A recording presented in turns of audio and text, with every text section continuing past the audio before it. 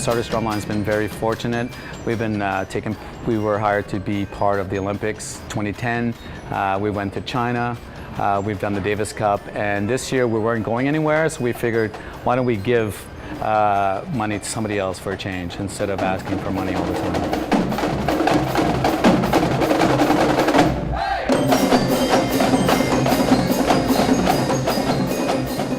I was teaching French in September, and one of the assignments was to research all Francophone countries.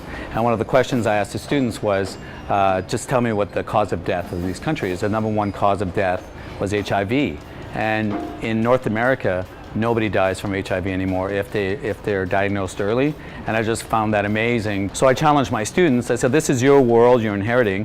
What are you guys doing about this? How can you live with this kind of information? This one kid in the back of the class said, what are you doing, Gagnon? What are you going to do about this? After Christmas, and I bumped into a retired teacher, and I asked her what she's doing, how's retirement, oh, it's fantastic. And she said, I belong to an organization right here in Chilliwack called Grandmothers to Grandmothers Campaign. Grandmothers raise money here to send to grandmothers in Africa. I said, that's amazing. I mean, how about we do a fundraiser for you, because I've never heard of your group. Perhaps we can help raise your profile here in Chilliwack, and perhaps we can raise money as well, and hopefully have an impact on somebody else's life. 1, 2, 3, bang! I was gobsmacked. I was thrilled. I was excited. I couldn't quite believe it. Bruno is bringing something, an opportunity for these young people to realize that other people in other countries don't live the way we do, and perhaps some of them will be more involved, more aware. So that's quite a thrill too. This fundraiser is part of paying it forward, so to speak. Hopefully, on their own time, that's what I want, intrinsic, just do it because you want to, not force them to do this. But we're hoping to go to South Africa, perhaps play at some of these orphanages as well, and just have more, even more kind of an impact on my students, and hopefully bring some joy to the kids over there. So I'm hoping people walk out saying, what can I do? And hopefully send medicine at least, so no children have to die from HIV when there's a cure. The sub-Saharan countries have suffered a pandemic there for years.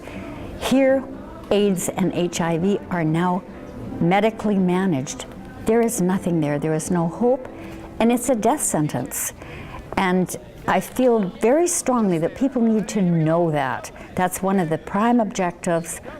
And to make people aware that, you know, kids here, adults too, they'll whine and cry because they don't have the latest iPod.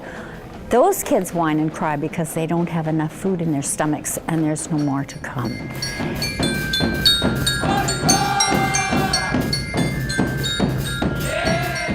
It's going to be at the Sardis Secondary Gym. It's going to have the drumline, of course, 25 minutes of us, and then the SFU pipe band, which generally charges $5,000 for performance fee. They're going to do it for free, and they've won world championships in Scotland for their group, so I'm excited about seeing that. And the Drum Cafe, which is an amazing African drum ensemble in Vancouver, will be closing off the show. And we have a very special guest from Sardis Elementary closing up the show.